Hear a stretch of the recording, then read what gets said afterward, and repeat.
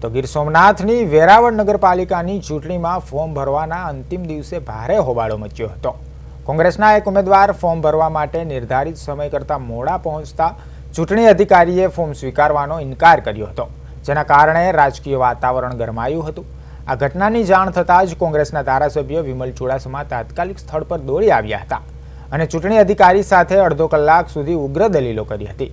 વિમલ ચુડાસમાએ ગંભીર આક્ષેપ કરતા જણાવ્યું હતું કે અધિકારી ભાજપના એજન્ટ તરીકે કામ કરી રહ્યા છે અને સત્તા પક્ષને ફાયદો કરાવવા માટે આ પ્રકારની કામગીરી કરવામાં આવી રહી છે।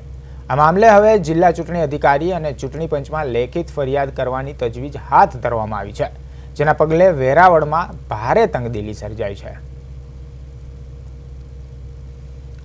કોંગ્રેસ પાર્ટી દ્વારા ટોટલી 43 ફોર્મ રજૂ કરવામાં આવ્યા છે।